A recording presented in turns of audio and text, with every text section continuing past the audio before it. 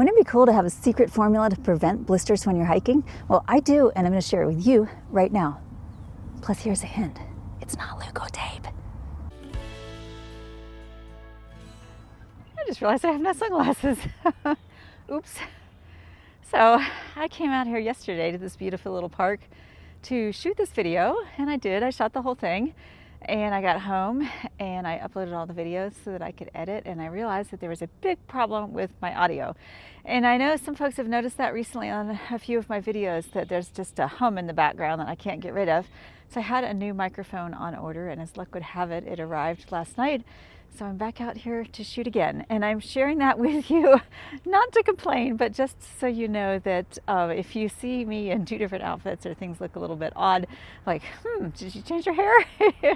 It's because you're looking at two different days of video, and hopefully it'll all come together with some great insights about how to stop blisters that you're going to find very useful.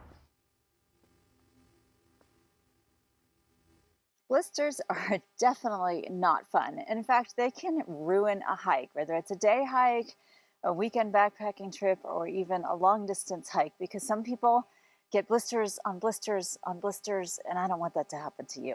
I actually have kind of a secret formula for preventing blisters, and it really surprises me that this is something a lot of people don't know about. Let's see if I can do this without falling down. So if you're struggling with blisters, the first question to ask yourself is, what's causing them? Blisters are something that a lot of us tend to think of as kind of a fact of life when you're hiking. If you go out and you're going to hike big miles, you kind of expect I'm going to get a blister or two, right?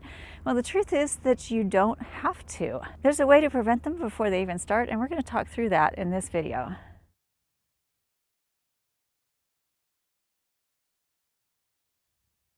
One of the first things most people think about when they hear blisters is your feet.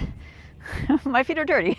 Most people get blisters on their feet because they have shoes that don't fit well, or socks that aren't thick enough, or they've got excess moisture from, say, crossing a creek, or other reasons. So there are lots of other places that you can get them as well. You can get them on your hands from your trekking poles. You can even get them on your back right here, like I did from hiking in a tank top on a hot July day, because I was sweating a lot, and of course the backpack has some fabric on it that's not exactly smooth.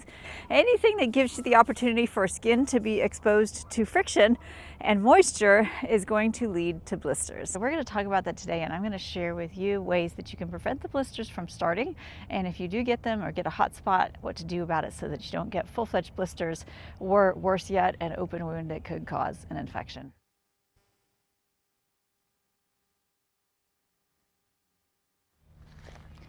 Making sure that you have shoes that fit well is one of the primary ways that you can prevent blisters. Start with shoes that are not brand new. I made that mistake, and I learned the hard way not to go on a multi-day hike with brand new shoes. I decided it would be fun to try out some trail shoes from Merrell that are a little bit more rigid than the trail runners that I use now.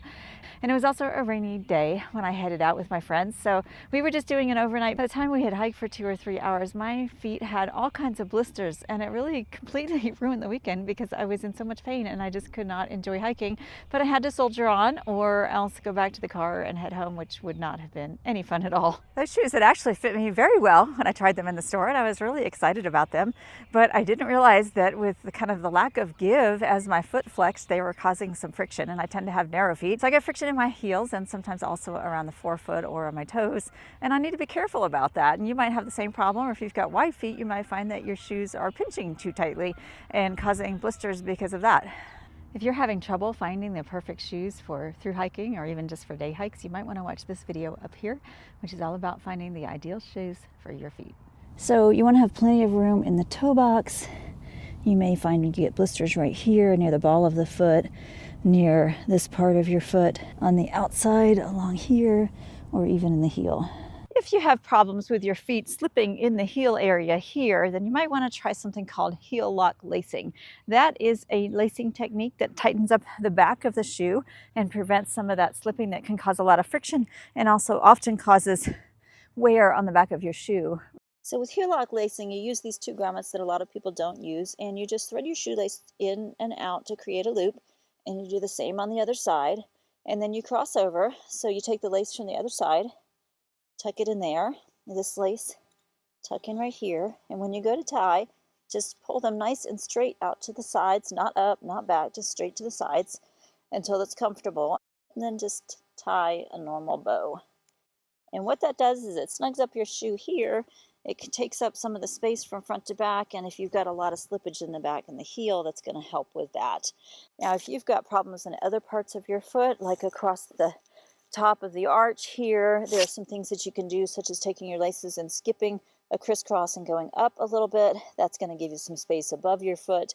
Or if you've got slippage or problems in the center, you can do kind of a double loop that's called a surgeon's knot, and that helps to secure the shoe. So there's a lot of things you can do if your shoes aren't quite fitting perfectly to make them fit a little bit better and prevent blisters. Ideally, the shoes that you choose to hike in are going to have a little bit of room in the toe area so that your foot can splay naturally as you step, and be snug in the heel but not too tight so that you don't get that up and down motion. If you're hiking in the rain, hiking through snow, doing creek crossings, if you're sweating because it's really hot, all of those are opportunities for your feet to get wet. And if they are moist, damp, whatever you want to call it, they're going to be more prone to blisters. So you want to make sure that you have some good wool socks, either ankle socks, or I like to wear the low crew socks. And the reason I recommend wool is because it is water absorbent. It can take actually up to 30% of its weight in moisture. So that's going to help wick the water away from your feet. And when your skin gets wet, and it's wet for a while, it starts to absorb moisture and actually gets little cracks in the surface of the skin that then can be prone to tearing. And that's kind of what causes the immune reaction of the fluid coming to that portion of your skin to try to protect it, and then it turns into a blister or even a pus-filled pocket that's gross. So you don't want to get that. So if you wear good wool socks, inside shoes that are fitting well, and then for long distance hikes, I also recommend toe socks like the 𝐒𝐮𝐩𝐸 liner socks. They come in wool or in synthetic fibers, and they create a barrier between your skin and your socks so that you don't get friction there. The friction actually happens between the two types of socks, and then those also reduce any friction that you would be feeling from your shoe into your sock or your skin. So reducing that friction is going to reduce the amount of blisters that you get and make your feet a lot happier.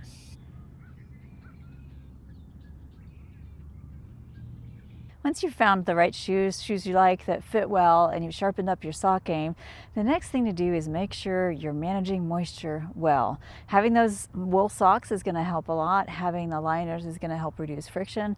But you need to stop during the day and take your socks off, especially if you're doing an all-day hike and your feet are starting to sweat, or you've done a creek crossing and you've got some time that you can just sit on the other side and take off your shoes and let your socks air out. A lot of times what I like to do is actually take off my outer socks and just lay them out in the sun, and then let the liner socks that are on my feet just dry out right on my feet. And I find if the weather's nice, in 15-20 minutes, they're going to be dry and ready for hiking again.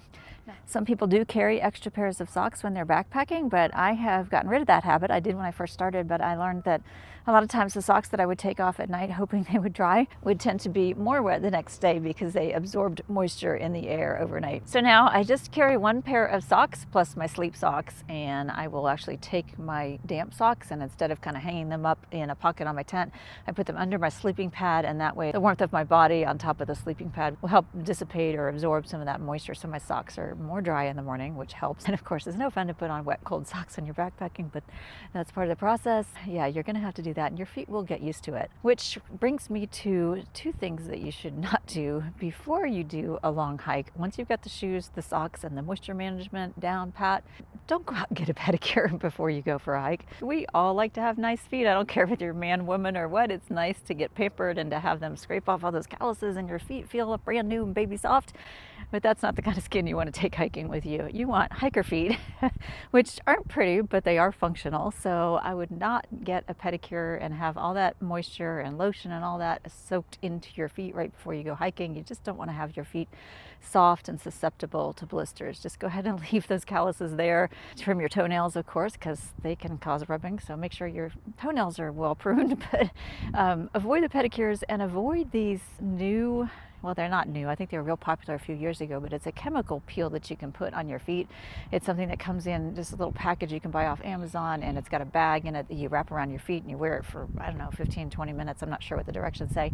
But then you take it off, and within a couple of weeks, your feet start peeling. Oh, now that's a great thing to do if you want to refresh your feet after a through hike, but definitely don't do it before a weekend backpacking trip or a section hike or even a through hike. That would just prime your feet for being wrecked, which could then in turn wreck your hike, and you don't want that to happen, so don't do it.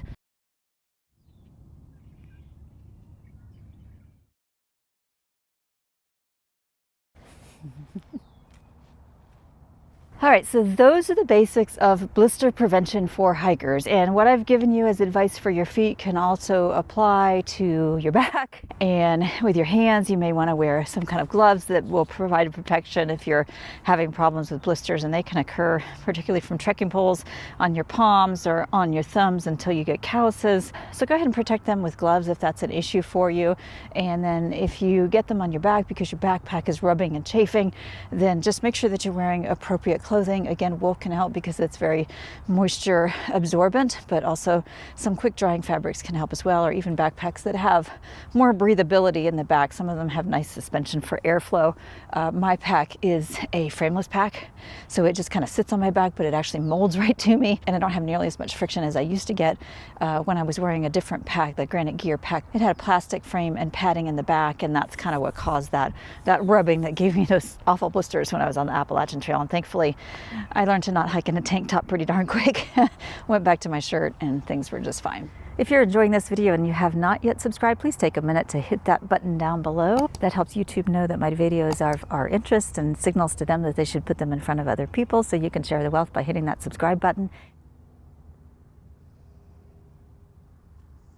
So I need to dispel a very, very popular assumption of hikers, and that is that you need to carry leukotape. I have never carried leukotape. I don't carry it now. I don't use it for anything, and there are a few reasons. Number one, it is a rayon-based tape and it's got latex in it, so if you have a latex allergy or sensitivity, then that could cause some rashes and irritation on your skin. Number two, if you use it to put over a blister without putting some kind of padding underneath, the grip of that tape is so strong that when you go to peel it off, it could actually take off the skin over that blister, and you don't want to open up your blisters because then that is opening you up to infection as dirt and bacteria get in there, particularly doing a longer hike. You don't have an opportunity for a shower very often. It's hard to get clean, and even just rinsing in a stream could be introducing bacteria that you can't see. And so I'm not a fan of the leukotape.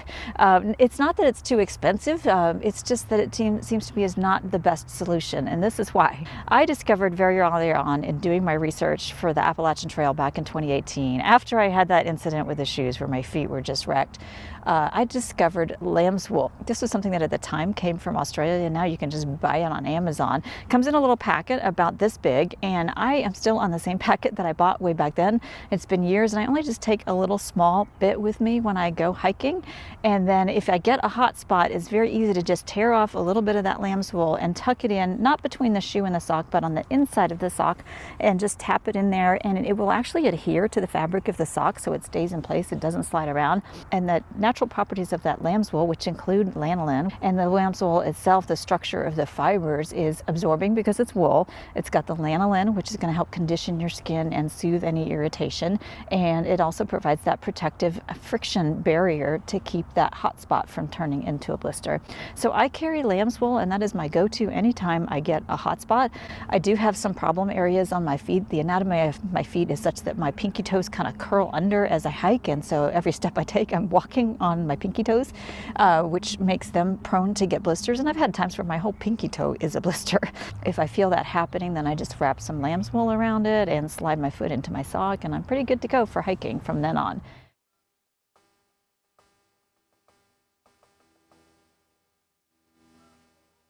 As I mentioned, you typically don't want to pierce a blister or cut the skin off a blister and create an open wound. But sometimes by the time you actually realize you have a blister, the friction has rubbed the skin right off. In that case, I would say put some Neosporin on it, and you can carry little tiny packets of Neosporin if you need to, or when you get to the next town as a thru hiker, you can probably find some antibiotic ointment that you could put on there. Clean it real well as best you can and just protect it, but try to keep those blisters from becoming open wounds in the first place. Now, there are a few cases, and like I mentioned, when my pinky toes were basically an entire blister covering the whole toe, I did have to take a needle that I carry with me. I carry it with me so that I can sew things if I need to and fix things in the field, but it also serves a good purpose for blisters that do need to be drained, and that is you can take that sharp point of the needle and you can sterilize it in a flame, either with your stove or a match, and then just gently pierce the blister, and don't force the fluid out, just let it kind of ooze out, and so that blister will collapse down, and then you could wrap it up and protect it until it heals. Eventually that skin will dry up and peel off, but I wouldn't recommend cutting it off to try to get rid of it, because that's just creating a bigger wound. So be careful in terms of how you treat your blisters so that you don't cause more problems than you already have. But if you can prevent them in the first place, that's the optimal choice. So I will provide a link down in the description for lamb's wool if you'd like to get some and you haven't heard of it. I have seen lamb's wool adhesive patches at REI. I don't think you need those. I think just a packet of lamb's wool is really versatile, because you can put it pretty much anywhere that you're getting friction. You could put it under your watch band if you need to, just all kinds of places. And it's inexpensive, it's easy to use, it's natural. So it's got a lot of great properties, and you could ditch the 𝐒𝐞𝐬 tape or not worry about having to find more if you've used it all up. You can just order some of that off Amazon if you're through hiking, have it sent to the next town, and give that a shot, and I think you'll find that your blister problem goes away. I personally really rarely have blisters. Since I discovered the lamb's wool, I probably get blisters maybe 1 out of 100 days of hiking, so it's a pretty rare occurrence for me, and I'm very happy with that, and I hope that that will be the same for you. If you would like to support my channel, there are ways that you can do that through Patreon or buying me a coffee or just watching the ads on this video, so take a look down in the description for that information. I will be heading out on the Pinhoti Trail for a 350-mile through hike in just a few weeks, so stay tuned for that, and I will be doing either daily videos or every few days. I'm still waiting for feedback on that. If you have an opinion, drop a comment down below. If this video has been helpful, or if you've got other tips and tricks for preventing blisters, feel free to share those in the comments as well, and I look forward to seeing you here again next time.